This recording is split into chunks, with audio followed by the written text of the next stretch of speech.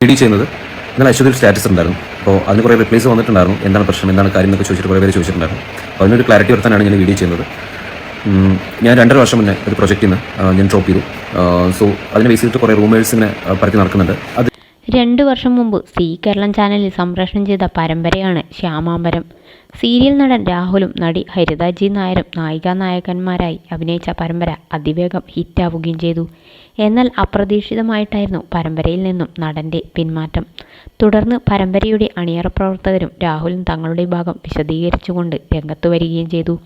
പതുക്കെ ഈ പ്രശ്നം കെട്ടടങ്ങിയെന്നായിരുന്നു എല്ലാവരും ധരിച്ചത്. എന്നാൽ അതിനുശേഷം വിവാഹിതനായ രാഹുലും സീരിയൽ നടിയായ ഭാര്യ അശ്വതിയും അതിൻ്റെ പേരിൽ 1.5 വർഷത്തോളം അനുഭവിച്ചത് കടുത്ത വേദനയും മാനസിക സമ്മർദ്ദവും പുതിയ സീരിയൽ പോലും കിട്ടാത്ത അവസ്ഥയിലേക്ക് എത്തുകയുമായിരുന്നു എന്ന് തുറന്നു പറഞ്ഞിരിക്കുകയാണ് രാഹുൽ. ഇപ്പോൾ മനസ്സമാധാനമായി കിട്ടിയ വർക്ക് പോലും കമ്മിറ്റ് ചെയ്യാനാകാത്ത അവസ്ഥയിലും എത്തിയിരിക്കുകയാണിപ്പോൾ.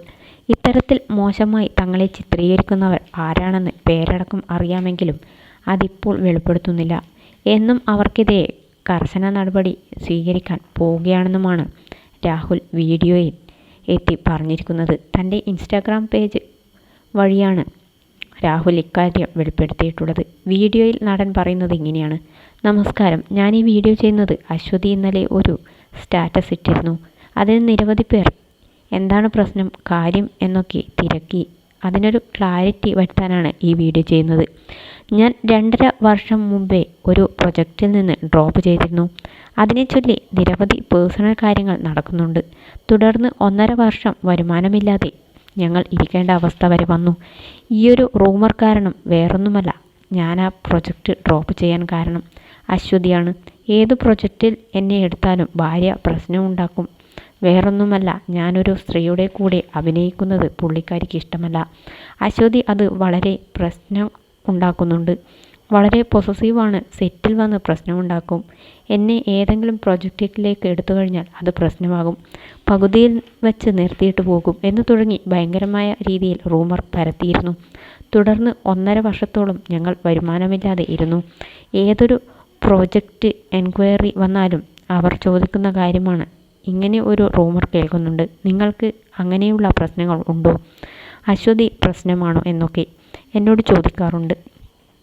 അതുപോലെ അശ്വതിയും രാഹുലും പ്രശ്നക്കാരാണ്. ഏത് പ്രോജക്റ്റിലേക്ക് എടുത്താലും അവർ പകുതിക്ക് വച്ച് നിർത്തിയിട്ട് പോകും എന്ന തരത്തിൽ റൂമറുകൾ പരത്തി. പക്ഷേ അത് ഞങ്ങൾ വിട്ടു. അതിനുശേഷം ദൈവം സഹായിച്ച് നമുക്ക് നല്ല 2 പ്രോജക്റ്റുകൾ കിട്ടി. നല്ല പ്രൊഡ്യൂസേഴ്സും നല്ല ചാനലും കിട്ടി. പക്ഷേ ഈ സെറ്റുകളിൽ വീണ്ടും ഇങ്ങനെ പ്രശ്നക്കാരാണെന്ന് പറഞ്ഞുള്ള റൂമർ വന്നുകൊണ്ടിരിക്കുകയാണ്. ഇത് കേട്ട് മാനസികമായി ഞങ്ങൾ തളർന്നിരിക്കുകയാണ്. ഇങ്ങനെ മുന്നോട്ട് പോകാൻ ഞങ്ങൾക്ക് താല്പര്യമില്ല. അതിനൊരു ക്ലാരിറ്റി വരുത്തണം. ഞങ്ങൾ ഇന്നിവിടെ നിൽക്കുന്നുണ്ടെങ്കിൽ അതിന് കാരണക്കാരി എൻ്റെ ഭാര്യയാണ്. ഞാൻ ഈ ഫീൽഡിലേക്ക് വരാൻ കാരണം തന്നെ അശ്വതിയുടെ സപ്പോർട്ടാണ്.